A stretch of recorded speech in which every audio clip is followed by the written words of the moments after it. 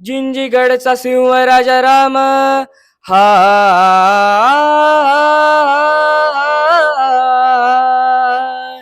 जी जिंजीगडचा सिंह राजा राम जिंजीगडचा सिंह राजा राम जिंजीगडचा सिंह राजा राम पराक्रमाचा हो मान शिवरायांचा सुपुत्र तो शिवरायांचा सुपुत्र तो महाराष्ट्राचा तो अभिमान जी जी जी महाराष्ट्राचा तो अभिमान जी जी जी जी जी जी धीर गंभीर शूरवीर ते जणू ज्वाला उधळणारे धीर गंभीर शूरवीर ते जणू ज्वाला उधळणारे स्वराज्याचे स्वप्न घेऊन शत्रूची फौज पळवणारे शत्रूची फौज पळवणारे शत्रूची फौज पळवणारे हो जी जी जी जी जी जी. सुंदरशा पोवाड्यांनी आजच्या आपल्या या संवाद कट्ट्याची सुरुवात झाली आहे. नमस्कार आणि स्वागत आहे तुमचं देशदूतच्या शनिवारच्या संवाद कट्ट्यामध्ये. हा निहार आणि यांनी गायलेला पोवाडा आपण ऐकला. वेळ दिवाळीची आहे, सणासुदीचे दिवस आहेत आणि दिवाळीचा आनंद सगळीकडेच आहे. या दिवाळीचे फराळ, या दिवाळीच्या गिफ्ट्स, या दिवाळीचं भेट, एकमेकांना मिळणं, हे रांगोळ्या, हे जरी सगळं दिवाळी आपल्याला सांगत असेल तरी एक आणखीन माझी लहानपणची आठवण आहे आणि जी मला वाटतं बरेच जणांची असेल की दिवाळीचे किल्ले. आपण सगळेजण किल्ले बनवायचो आणि शेवटच्या दिवशी त्याच्यात एक बॉम्ब ठेवून धाडकन तो किल्ला उडवून लावायचा. पण तो किल्ला बनवण्यासाठी खूप नियोजन लागायचं, त्याच्यामध्ये खूप विचार लागायचा, त्याच्यामध्ये थोडासा अभ्यास लागायचा आणि मग घरातलं मोठं कोणीतरी आपल्याला त्याच्यात मार्गदर्शन करायचं आणि एक अतिशय विलक्षण आनंद हा त्या दिवाळीच्या किल्ल्यांमध्ये यायचा. आजचा आपल्या कट्ट्याचा विषय अर्थात हाच आणि म्हणूनच निहारच्या पोवाड्यांनी आपण ही सुरुवात केली. अर्थात हा पोवाडा जो निहारनी म्हटला हा राजारामांचा, शिवपुत्र आणि त्यांच्या कारकिर्दीचा आणि जिंजीगडावर त्यांचं वास्तव्य होतं त्याचा. या किल्ले या विषयावर गप्पा मारण्यासाठी निहार देशमुख तर आपल्या बरोबर आहेच, हा सिम्बॉयसिसचा विद्यार्थी आहे. पण माझ्या बरोबर असे दोन व्यक्ती आहेत की ज्यांनी ही परंपरा आणि ही संस्कृती आज तागायत जिवंत ठेवलेली आहे. माझ्या बरोबर आहेत मिलिंद कुलकर्णी आणि अर्चनाताई कुलकर्णी. नमस्कार आणि स्वागत आहे तुमचं. धन्यवाद. तुम्हालाच मी थोडी रिक्वेस्ट करेल की तुमची संस्था नेमकं काय काम करते आणि ही संस्था कशी कार्यरत आहे याबद्दल तुम्ही सांगा. आमच्या संस्थेचं नाव आहे साहित्य प्रसार केंद्र प्रतिष्ठान. हिची सुरुवात नागपूरपासून झाली. ॲक्च्युली या प्रतिष्ठानला 47 वर्ष पूर्ण झालेले आहेत, पण 35 वर्षापासून आम्ही किल्ले स्पर्धांमध्ये आहेत. विदर्भातल्या मुलांना इकडे कोकणात येऊन ते किल्ले पाहणं जमणार नाही याच्याकरता तिथल्या काही सामाजिक लोकांनी, म्हणजे जसे सुरेश भट आहेत, बाबासाहेब पुरंदरे आहेत, राम शेवाळकर आहेत, यांनी सर्वांनी एक असं केलं की इथेच आपण जर किल्ले बनवून घेतले तर त्या नागपूर विदर्भ साईडच्या मुलांना सर्वांना किल्ले पाहता येतील. अशा पद्धतीने ही संकल्पना चालू झाली आणि मग दिवाळीत किल्ले बनवायचे. आता किल्ले नुसते बनवायचे तर मग ते ऍक्च्युअल साईजने का नको बनायला, ही कल्पना पुढे आली आणि त्याप्रमाणे त्यांनी तसे तसे किल्ले बनवायला चालू केले. ही जेव्हा संकल्पना आमच्यापर्यंत पोहोचली तर आम्ही ती 2000 साली नाशिकला आणली. आज 24 वर्ष झाले आणि ह्या संकल्पनेनुसार आज नाशिकच्या सर्व शाळांमध्ये हा प्रकल्प चालतो. प्लस नाशिक जिल्हाभर आता हा प्रकल्प चालू झालेला आहे. याच्यात आपण काय करतो की शालेय स्तरावर दिवाळी झाली की दुसऱ्या हप्त्यात की ह्या किल्ले स्पर्धेचं ऑलरेडी आम्ही नियोजन केलेलं असतं. आम्ही शाळांना सांगतो, एक पत्रक पाठवतो, त्याच्यावर 5x5चा किल्ला बनवायला सांगतो आणि जे शाळेत उपलब्ध जे साहित्य असेल, आजूबाजूच्या परिसरातलं असेल, त्याच याच्या मटेरियलमधनं की त्यांनी किल्ला बनवावा. आता किल्ले बनवताना त्याच्या पाठीमागचा उद्देश काय, तर सर्व शाळेच्या मुलांपर्यंत त्या किल्ल्याची माहिती पोहोचला पाहिजे आणि त्याच्याबद्दल त्याचं सत्य जे काही आहे, इतिहास जो सत्य आहे तो त्यांना पोचावा, अशी त्याची एक कल्पना आहे. मग याच्यात आम्ही आणखीन बाकीच्या सुद्धा परीक्षक नेमतो. ज्यावेळेस त्यांचे किल्ले झाले की ते आधी आम्हाला पाठवतात की आम्ही सपोज रायगड बनवलाय, प्रतापगड बनवलाय, हे बनवलंय. मग त्याच्यावर आमचे संबंध परीक्षक सर्व प्रश्नावली तयार केलेली असते आणि आम्ही ते परीक्षणाकरता जातो. मग परीक्षणाकरता जाताना आम्ही काय करतो की त्या तिथे गेलेल्या ते जो त्यांचा मुलांचा ग्रुप असतो ते सर्वजण त्या किल्ल्यापाशी उभे राहतात आणि आम्ही त्यांना प्रत्येकाला प्रश्न विचारतो. बरोबर, मग प्रत्येक जण त्याच्याबद्दल माहिती देतं. अगदी खरंय. म्हणजे ही मुलांपर्यंत पोहोचवणारी संकल्पना ही तुम्ही राबवताय. ताई, तुम्ही मला असं सांगा की जेव्हा तुम्ही हे मुलांपर्यंत नेताय तर एकंदरीतच मुलांचा प्रतिसाद याला कसा असतो, आणि खरोखरच ती माहिती म्हणजे जो उद्देश आहे की मुलांना आपला इतिहास कळावा, त्याचा गौरव कळावा, त्याच्यातून कुठेतरी त्यांना एखादी ऊर्जा मिळावी, स्फूर्ती मिळावी, हे पोचतंय का, हे घडताना तुम्हाला दिसतंय का? कारण की इतकं सातत्याने तुम्ही काम करताय, याच्यात काय बदल होताना दिसतायत? नक्कीच ते म्हणजे आपला जो महाराष्ट्राचा गौरवशाली इतिहास आहे तो मुलांपर्यंत नक्कीच पोहोचण्याचा प्रयत्न होतोय. म्हणजे जसं आम्हाला आता एवढ्या वर्षातला अनुभव आहे की सुरुवातीला आपण त्या मुलांना जे काही प्रश्न विचारले जातात किंवा त्यातनं तर मुलांनी ते ग्रुप म्हणजे त्याच्याबद्दलची सगळी माहिती काढलेली असते किल्ल्याची. आता नेटवर पण उपलब्ध आहे किंवा शिक्षक त्यांच्या जोडीला असतातच. साधारणतः चित्रकला शिक्षक वगैरे शाळा देतात आणि त्याच्यातनं ते मुलांना त्या सगळ्या किल्ल्याबद्दलची माहिती काढायला सांगतात. मग त्यामुळे त्यांच्यापर्यंत म्हणजे शिवाजी महाराज पोहोचतात किंवा त्या किल्ल्यावर कुठे युद्ध झालं किंवा तो किल्ला जिंकला की नाही शिवाजी महाराजांनी, मग त्या युद्धातनं ही सगळी माहिती मुलांपर्यंत पोहोचते. मग काही किल्ले असेही आहे की जे शिवाजी महाराजांनी म्हणजे युद्ध होऊन जिंकले नाही किंवा जे जिंकले त्याबद्दल मग त्या मुलांना तेवढी उत्सुकता होते.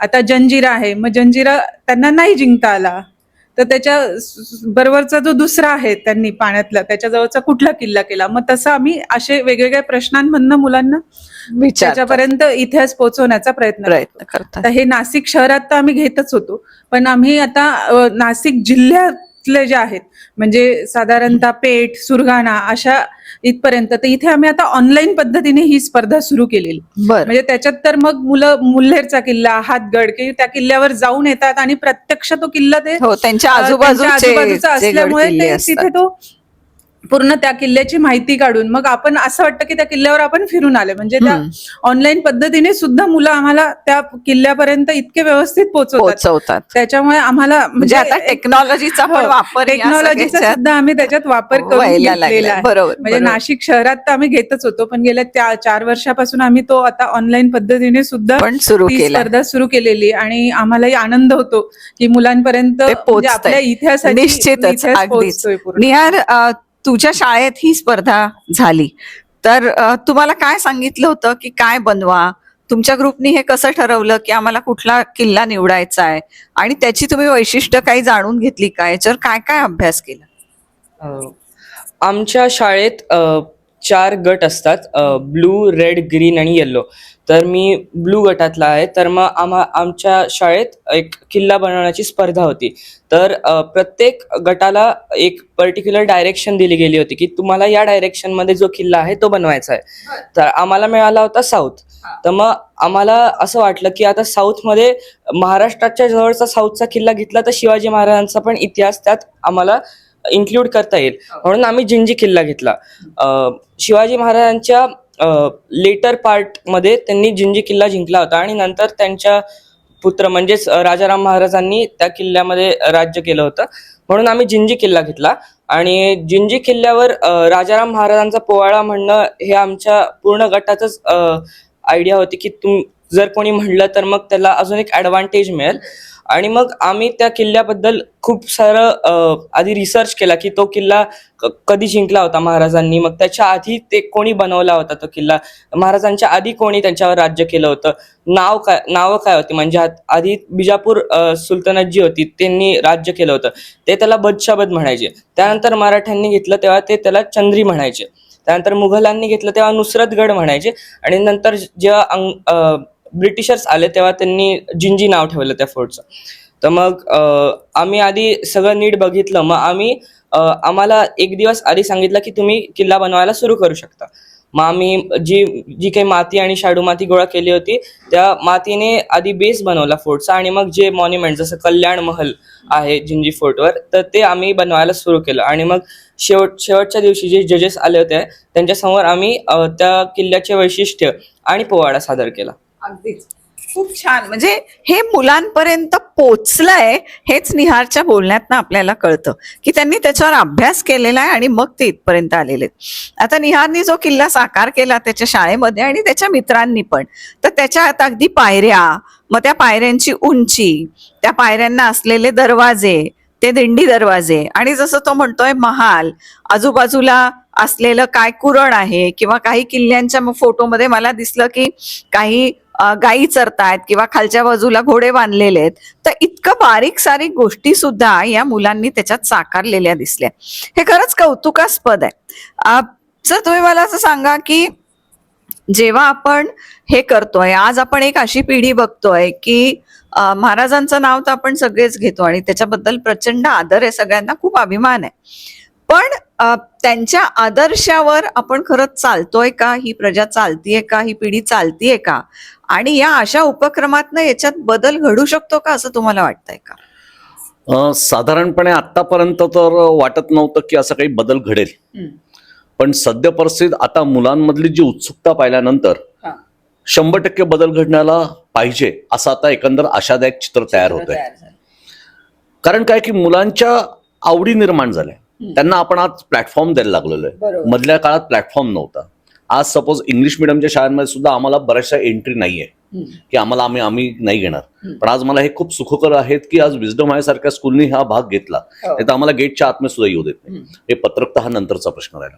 पण आता हा जो काही बदल घडतोय, हा बदल आपल्याला नक्कीच आशादायक आहे. म्हणजे महाराष्ट्र भूषण बाबासाहेब पुरंदरे काय म्हणायचे, एक ना एक दिवस खरा इतिहास बाहेर येणारच आहे आणि त्याप्रमाणेच आपण काम करायला पाहिजे. कारण या किल्ले स्पर्धेच्या प्रत्येक बक्षीस समारंभाला स्वतः बाबासाहेब पुरंदरे नाशिकला यायचे आणि आम्ही त्या दिवशी आनंद सहल नावाचा प्रकार करायचो की सर्व मुलांना किल्ले स्पर्धेत ज्यांनी भाग घेतला त्या सर्व मुलांना आम्ही नाशिकच्या आजूबाजूला कुठेतरी एका ठिकाणी घेऊन जायचो आणि बाबासाहेब पुरंदरेंच्या सहवासात त्यांना सकाळी 9 वाजेपासून संध्याकाळी 5 वाजेपर्यंत ते मुलं असायचे. बरोबर. मग बाबा काका त्यांना बाबा काका म्हणतो, बाबासाहेब पुरंदरे, आम्ही ते त्यांना सर्व इतिहास समजून सांगायचे.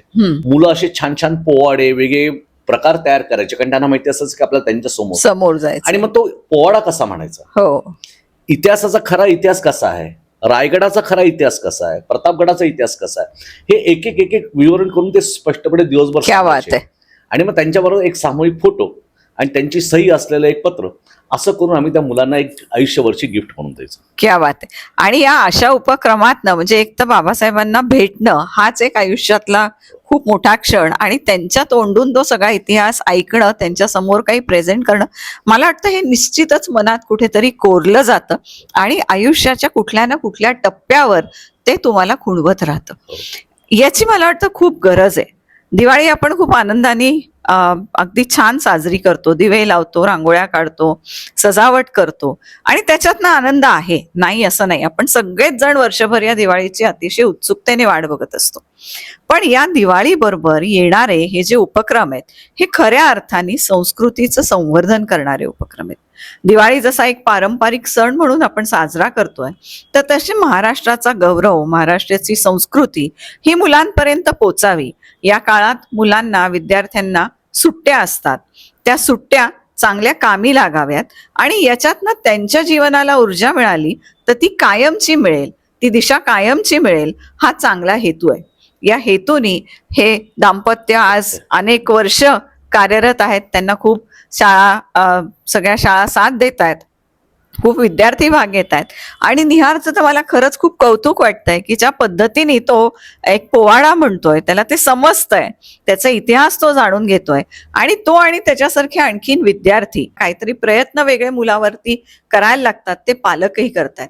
हा सगळा उपक्रम बघितला की मला खूप एक आशादायी चित्र दिसतं. सध्या दिवस इलेक्शनचे पण आहेत, आपण खूप काय काय वेगवेगळ्या पद्धतीने या तरुण पिढीचं काय चाललंय हे बघत असतोय. इतर वेळेस सुद्धा आपण बातम्यातनं बघत असतोय की कुठेतरी भरकटत जातीये, कुठेतरी क्राईमकडे वळतीये आणि अशा वेळेस जी चिंता वाटते त्या चिंतेला मात्र इथे कुठेतरी उत्तर सापडतंय असं मला दिसतंय.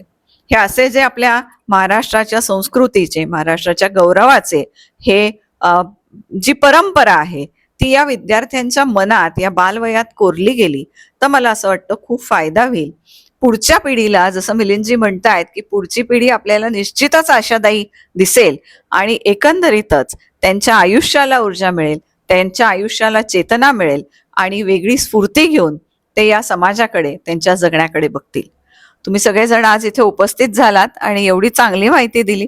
तुमच्या उपक्रमाला खूप साऱ्या शुभेच्छा. धन्यवाद. आणि निहार, मला अगदी खात्री आहे की महाराजांचा पराक्रम तुझ्या आयुष्यावर काहीतरी निश्चितच स्फूर्ती देऊन जाईल, परिणाम करेल आणि तुझ्या वाटचालीला सुद्धा खूप साऱ्या शुभेच्छा. आमच्यातर्फे सुद्धा देशदूतला हार्दिक शुभेच्छा. एवढे छान उपक्रम आपण राबवत आहेत आणि खरंच आम्हाला एक चांगला प्लॅटफॉर्म मिळाला, त्याच्याबद्दल खूप धन्यवाद. आभारी आहोत. थँक्यू.